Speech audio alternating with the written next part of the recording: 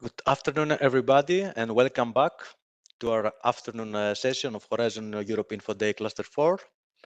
We will continue with our topic presentation on circularity and zero pollution in process industries.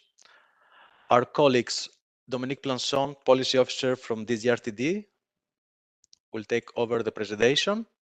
Dominique, the floor is yours. Thank you. Hello, good morning, everybody. So this section will include three topics. So the first one will be on hubs for circularity, second one on water and sustainable and efficient industrial water consumption, and the last one on large flows, recycling and upcycling most of it for into the circular vision of the process industries. All these topics are will enable the achievement of the process for planet partnership roadmap by demonstrating these processes. So I will start with the first one on hubs for circularity. I will just recall a few words about what are these hubs for circularity. It's a concept we introduced in Horizon Europe. It's really coming from the roadmap of the process industries, and it's really meant to accelerate the transition into the circular economy. Not only for process industry, but at larger level, because the process industries are really at the core of upcycling and reusing a lot of material or flow streams to get these really recycled products, but recycled as new products. So this topic is it's focused on near zero emission regions. So it's really focused on regions. Regions here is meant with a flexible interpretation. It can be also a cross-border area or areas around big cities. But what we mean here is really starting from existing industrial clusters and really revisit them, upgrade them to install a real circular economy in these industrial clusters. And I would insist that this is a really big opportunity also for example, low participating countries that have these industrial clusters that need really a big change in their economy, getting into renewables, into a green transition. So I would encourage them to participate in these topics.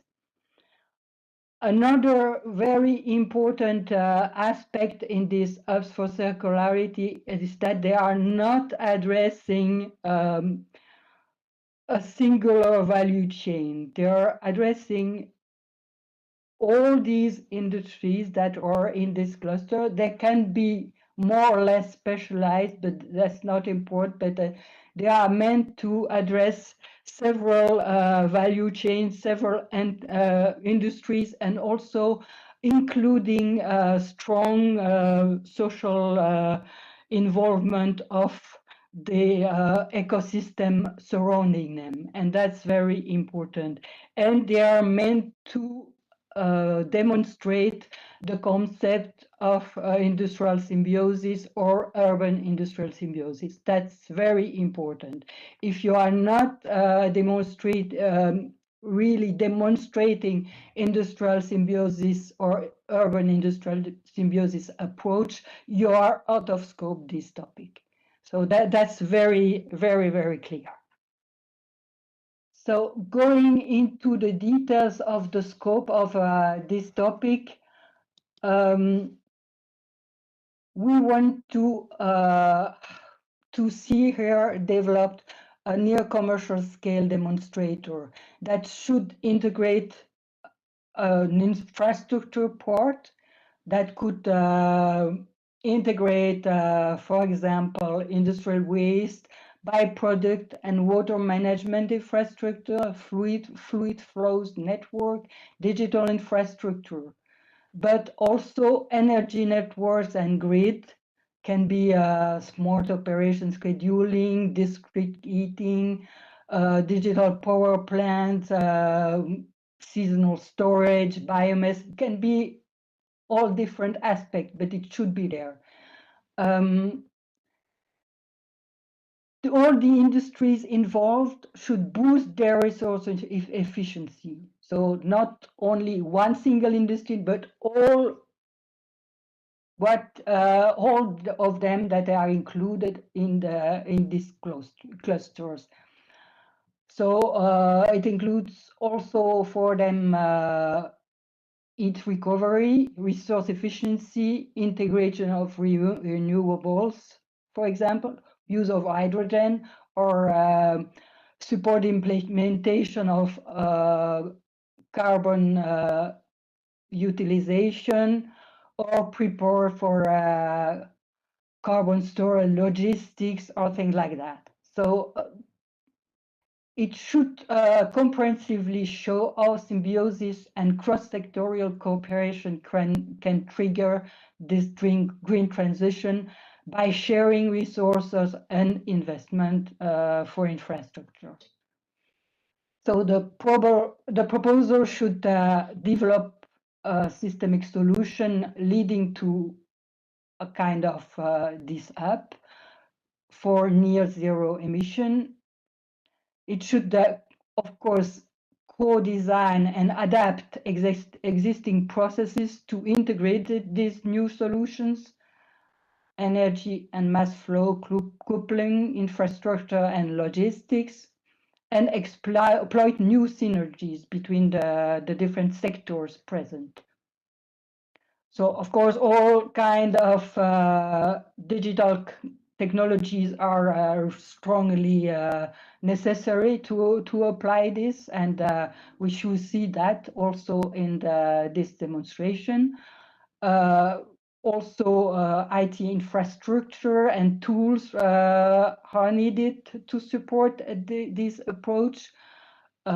Also, in view of full integrated LCA, so we need all tools, the most innovative tools to be deployed there. And also, we ask for the deployment of one industrial symbiosis near commercial scale demonstrator, but also we will ask to plan in detail the replication and the adaptation of this concept, including simulation and business case and exploitation strategy for similar hubs in 2 or 3 alternative locations in Europe. And this should include the planning of the involvement of the relevant local actors. So it should be really close to implementation plan. This industrial symbiosis near commercial scale demonstrator should use renewables as energy sources, include the renewable hydrogen as energy carrier to achieve at least 30% CO2 reduction when deployed at full scale. So it should balance also the overall energy consumption with energy gain for the hub for circularity of at least 10%, including the utilization through cascading heat recovery, smart grids, and digitalized power plant. In option, it could also include or enlarge the use of CCUS, so carbon capture, utilization, and storage, to the existing local industries, or to gain sustainability, and the use should be quite detailed. So to go now for the expected outcomes, so it should really achieve a step change in circular utilization of resources within the process industries, reducing the use of virgin resources that include materials, energy, and water by at least 20% as compared to the current state of the art.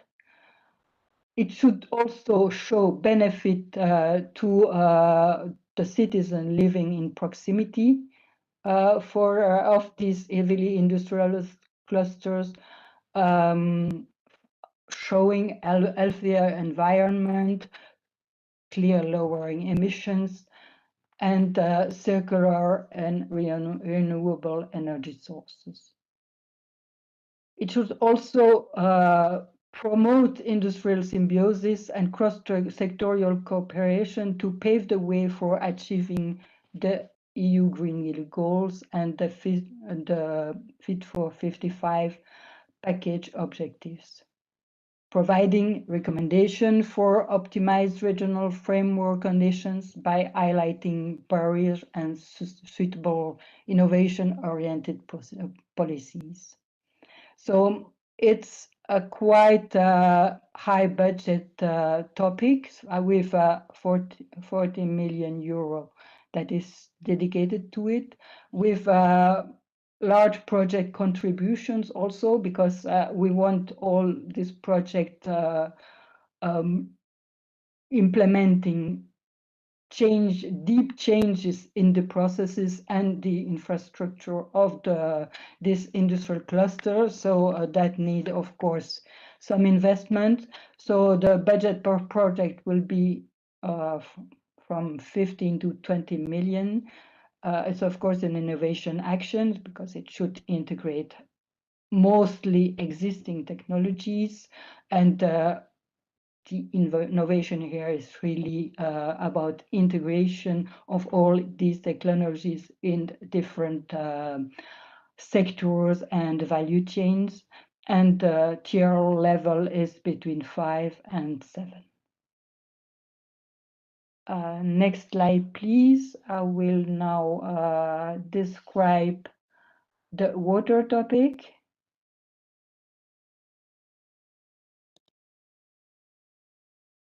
Can I have the next slide, please? Is already visible. Please let me know. Okay, thank you. And sorry. Thank you very much. For that. So the water topic is a research and innovation action. So the indicative budget is about 30 million. The EU contribution per project is 10 to 12 million, and should start at TRL 4 and achieve at TRL 6. Now, what is the scope of this topic? It's really to look at water discharge from industry. It should be seen differently and seen as a resource also. So what we want really to change here is have less pollutant, less toxic substances in the environment, going in the environment through these water flows, but also recover whatever is valuable in these water flows. It can be energy, but it can be also some substances that are of high value that are present in this wastewater. So the proposal should combine existing and novel water treatment technologies and reuse it in a context of process intensification. This is also a cross-cutting topics in the sense that it may address, it's not specific to one sector or one type of industry. It should be applicable to a large part of the process industries. So, of course, these technologies should be used in combination with smart monitoring technologies, including affordable, long-lasting, and reliable sensors, and also AI, artificial intelligence-driven devices, integrated risk assessment management models, and decision support tools and technologies for water reuse in process industries.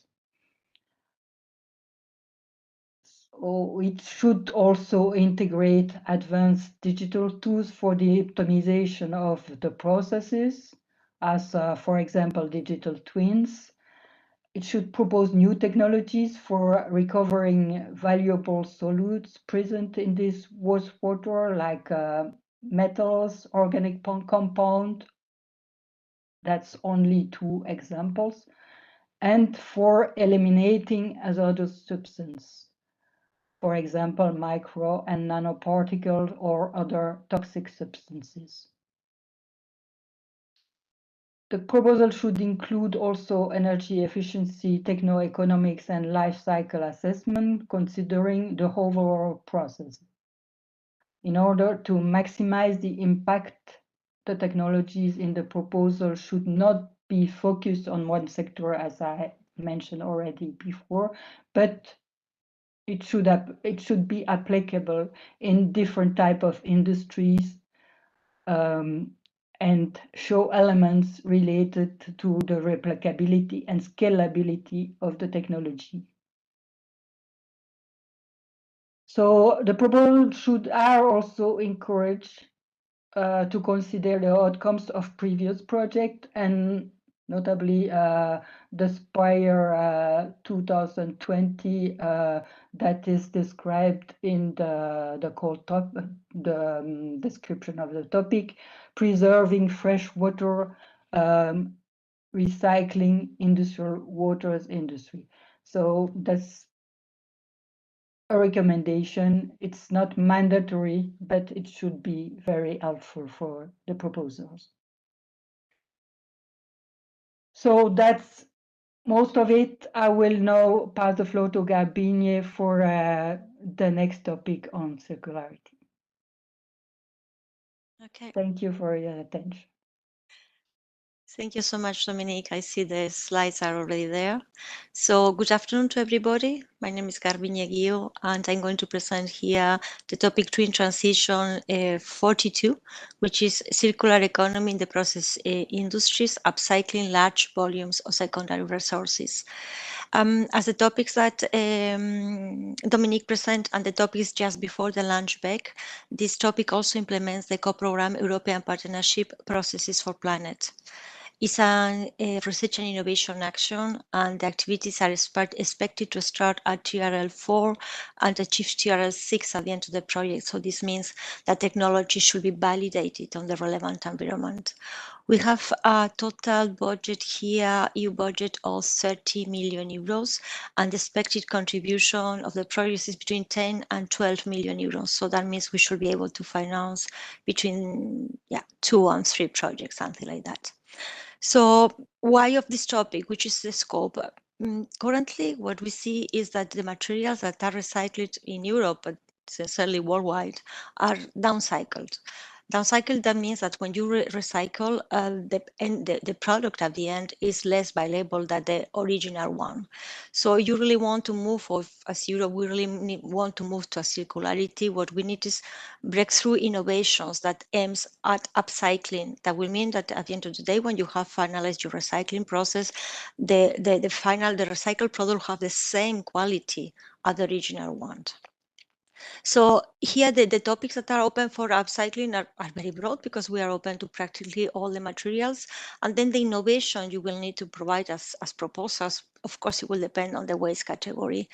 But what we see is that there are a few areas, a few cross-sectoral elements that are important for all of them. And this is what we were trying to highlight in the topic. It doesn't mean that there are not others, but these are kind of the common denominators that the proposals should address. The first one, it was the development of a better separation and sorting technologies. And we're also making, focusing a little bit on digitalization. And here we were talking about monitoring and sensing systems, having the data as complete, as accurate as possible, and being able to also use data that are interoperable. So the different stakeholders should be able to take them on board. Very important also to assure quality and safety, and this in a consistent measure of the recyclates, and that they are suitable for the recycling process. So in a continuous process, to be able to show that that the recyclates will be consistently suitable. Then we were talking about the proposal should take into account the logistics aspect in a rather broad sense. And if relevant, and I want to say that again, only if relevant, detection and removal of additives from the secondary material that is going to be upcycled.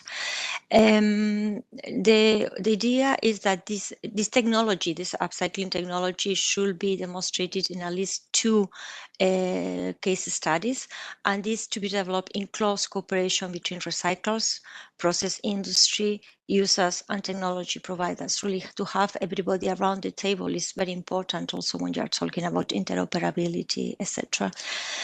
As I was saying, this topic is open to kind of all kind of materials, but except to plastics, because in previous calls we did quite a lot on plastic upcycling, on for example, on chemical recycling, etc.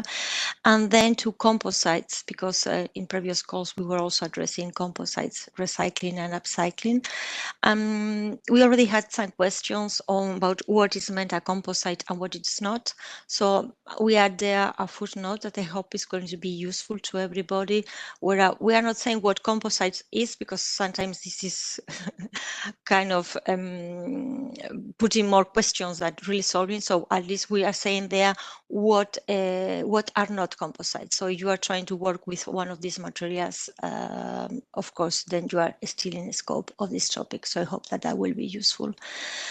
So which are the expected outcomes? And this is the slide you have in front of you. So the expected outcome is to prove the technical economic feasibility of this upcycling of secondary resources in the process industry.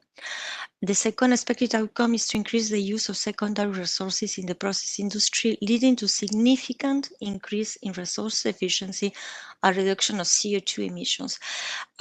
Here, when you see on the title, we are talking about upcycling large volumes, and here we are talking about really having a significant impact.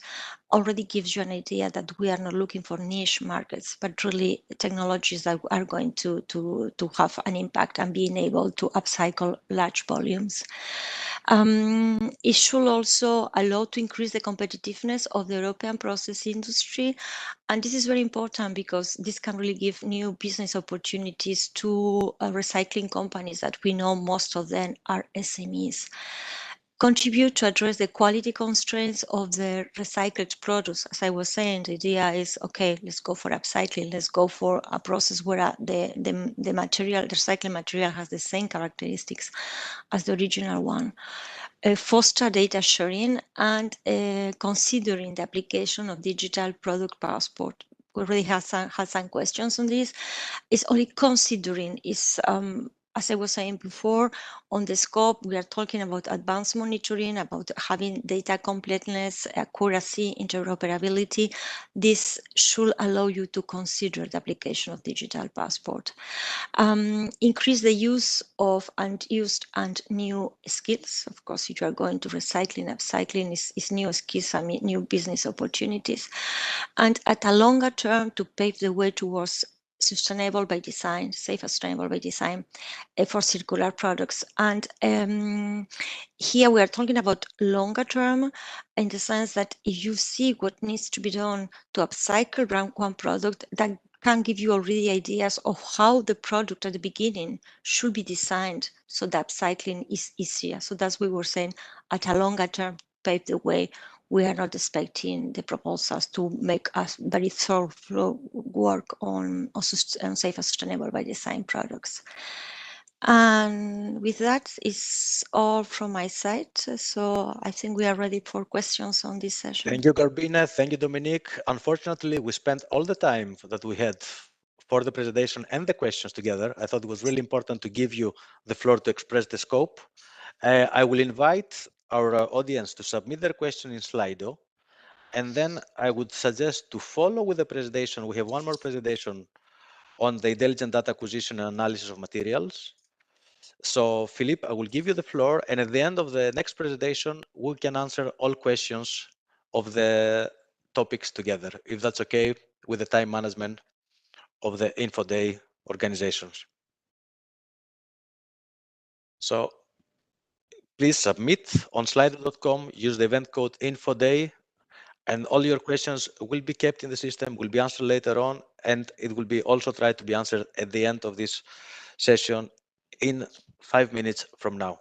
We continue with the topic on a new way to build accelerating disruptive change in construction. And Philippe Mosley, Policy Officer from DigiGrow, the floor is yours. Thank you. Thank you very much. Yes, we have just the one topic on construction in 2023. And it is a two-stage topic, as you can see on the slide. It's also a topic with lump sum payment. And those two features are deliberate because the construction ecosystem is absolutely dominated by SMEs and even micro enterprises. So we try and make it as easy as possible for them to take part. In terms of what this topic contains, I think there might be another slide with the list of outcomes. Is that right? Yes, thank you. So we have a budget of 12 million. So we expect probably 2 projects funded for this topic. It's a research and innovation action. Overall, what this topic is trying to do is, in general, in construction, and when it comes to the circular economy and the green transition, we need to level the playing field between new products and existing products. So secondary materials and the ability to reuse and recycle construction products is something that is not done enough at the moment.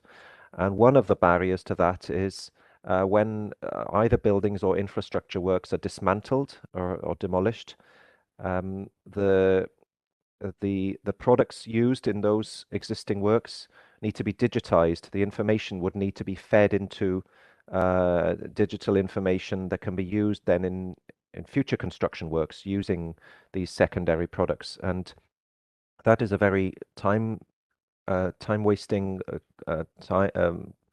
procedure, slow procedure, cumbersome, difficult.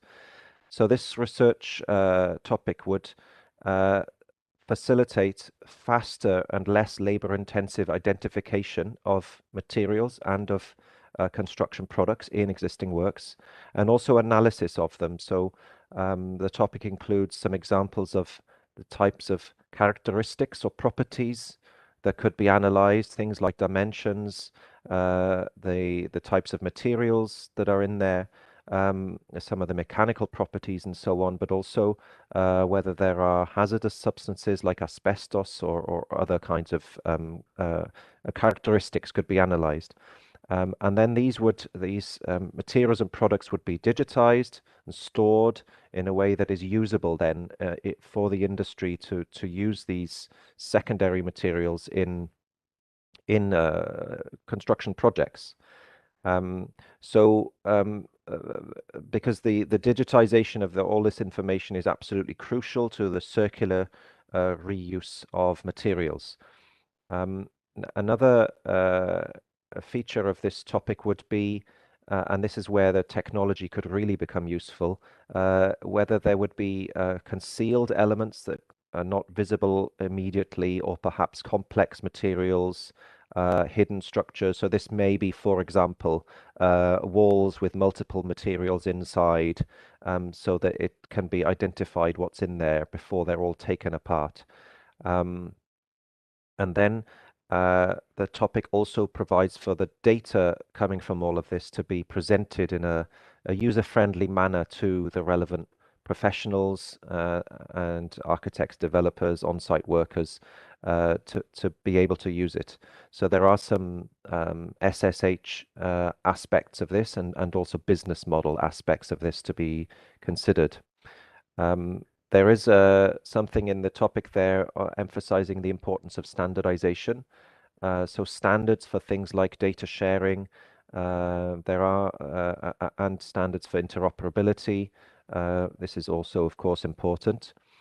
Then there are aspects, of course, of skills, because this would be something new in the construction industry. And then there is also mention of the new European Bauhaus, which this would contribute to as the European initiative for the built environment, and the increased use of circular economy principles is certainly one of those. There are potential synergies across other topics in Horizon Europe. There are a number of topics related to construction or the built environment in Cluster 5, but also in a couple of other clusters in Horizon Europe. For example, in Cluster 6, there are topics on bio-based materials and this kind of thing. So it would be up to proposers to look at the most appropriate synergies depending on what their particular solution is. But that is something certainly that could be of interest. So yes, overall, the outcomes would be then productivity improvements through this increased speed, and some outcomes there on circular economy, such as reduction in waste and improved facility to reuse and repair construction products. I think that's all I have to say on it. I think the topic is relatively clear otherwise, so I'd be happy to take any questions. Thank you. Thank you, Philippe. So we're going to the slide, though we don't have a lot of time, but I want to ensure all our audiences that all your questions will be answered. And if we don't have the time to answer, it will be in the portal. So whenever you have a question, type the topic and the question. So I will start with the topic 42. Is upcycling of both bio-based residuates, food, feed industry, and textiles in scope of the call?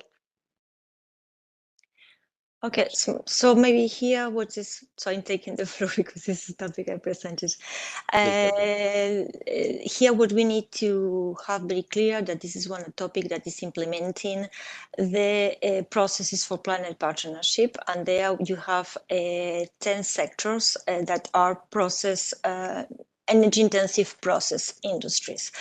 So bio-based residues, they are not part of it. If you take textiles is linked to the chemical industry, like art, plastics, etc. So textile, yes, will be part of it. Bio-based residues, unless you link it to the pulp and paper industry, which is part of processes for planet, it will not be. So I think maybe the best thing there is I will send you back to the processes for planet and the roadmap, etc., and then you have a clear explanation of what exactly they are, these energy-intensive process industries. Thank you, Garbina. The question on topic 11. We have two more questions. So build environment can cover buildings as well as infrastructure. Would the project only focused on transport infrastructure aligned to the call? Yes, simple answer, yes. Excellent. And then if I go to the last question for today, the use of the word facility in the sentence improved facility to reuse and repair can be understood as capacity or synonym of installations? Yes, the word facility there means in the sense of facilitate. So yes, understood as capacity to or make something easier. Thank you very much. There was one more question that I somehow jumped in order to give the floor to Philippe to answer the same topic. So we have time to do it before our break. Topic 42, does it exclude mining and metallurgical wastes such as low grade and etc.? No, it doesn't.